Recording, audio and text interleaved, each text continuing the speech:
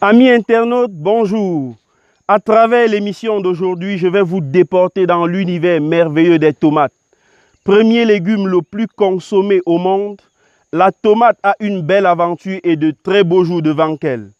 Mais connaissez-vous son itinéraire technique de culture?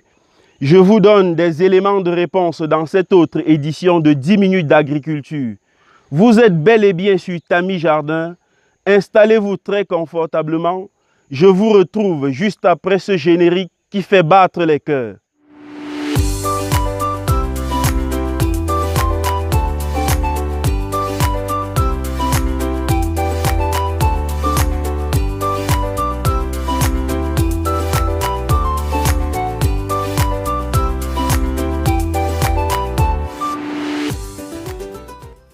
Après avoir obtenu votre semence auprès de Tamis Jardin ou dans d'autres boutiques de votre choix, vous devriez préparer la pépinière.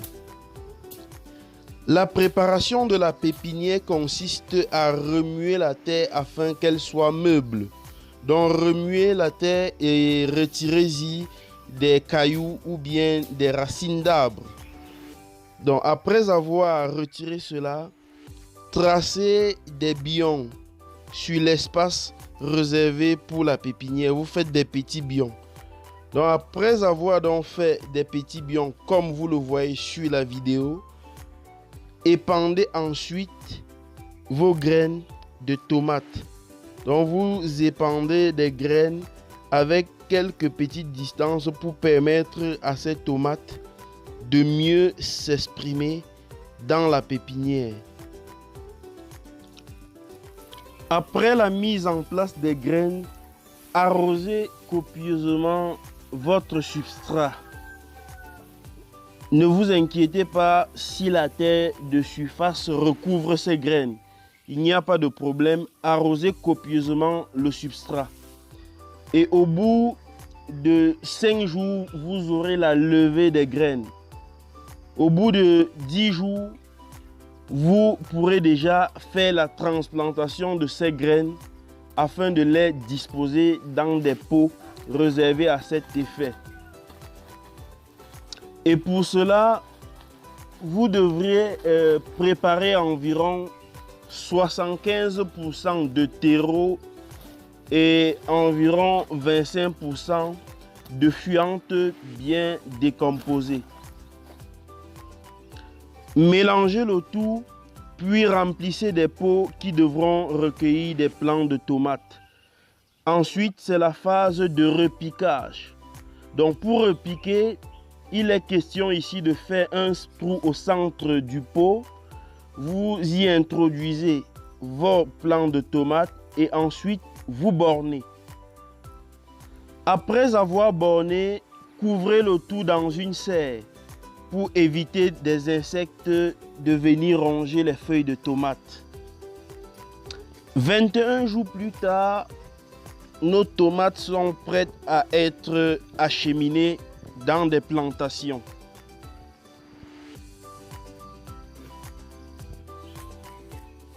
Faites des poquets d'environ 40 cm de distance en y mélangeant bien évidemment de la fiente bien décomposée, de préférence des fientes de poules pondeuses. Après la phase des poquets, vous pouvez donc transplanter vos tomates. Donc là, observez très bien la vidéo. Là, je vais coucher complètement la tomate, c'est-à-dire que je vais couvrir la base et aussi la tige et ne laisser que 3 feuilles.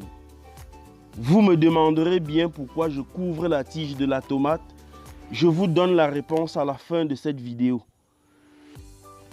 Après avoir couvert la tomate, après avoir planté la tomate, vous devrez aussi repiquer dans les intervalles des œillets d'Inde. Les œillets d'Inde, c'est une plante qui repousse les insectes nuisibles dans vos plantations. Donc c'est une plante avec des odeurs très fortes, une plante que vous pouvez bien évidemment cultiver aussi dans votre jardin. Donc vous plantez des œillets d'Inde qui a des effets de repousser des insectes dans vos plantations. Même des cultivateurs de pastèques, vous pouvez aussi utiliser cette plante dans votre plantation. Donc voilà une image d'œillet d'Inde. Voilà un peu à quoi ça ressemble une fois qu'elle fleurit. Donc c'est une fleur très efficace, repoussant des insectes dans vos plantations.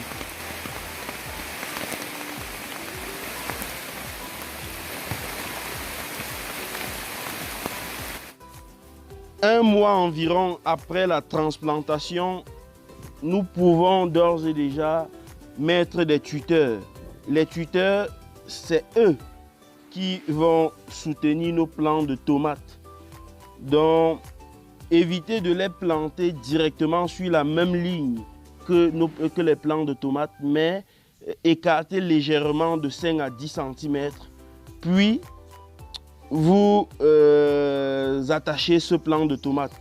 Donc ici, il est question de former un 8 de telle manière de ne pas étrangler le plant de tomates, comme vous voyez sur la vidéo.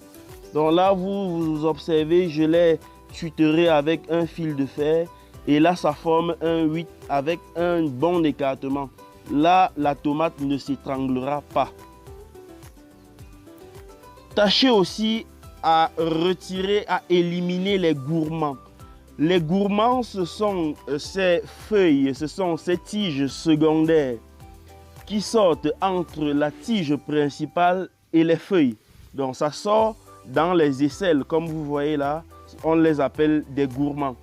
Si vous ne les retirez pas et que vous ne nourrissez pas convenablement vos plants de tomates, vous obtiendrez des résultats des tomates de moindre calibre. Donc retirez ces gourmands pour maximiser le poids ou le calibre de vos tomates.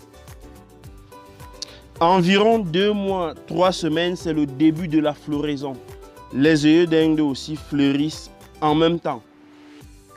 Et là, vous observez le résultat de ce dur travail. Donc là, je vous passe les images du travail abattu après environ 2 mois, 3 semaines. Vous-même observez comment ces tomates sont jolies, très bien calibrées.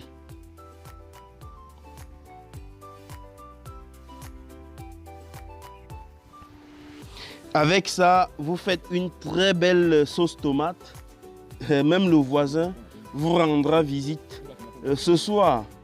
Vous-même observez les résultats, comment c'est fantastique, c'est joli, c'est beau, tout simplement.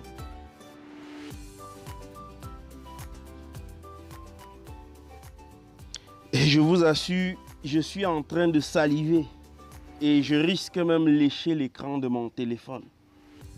Alors je profite pour vous dire pourquoi j'ai fait coucher mes tomates, mes tiges de tomates, pourquoi je les ai couvertes.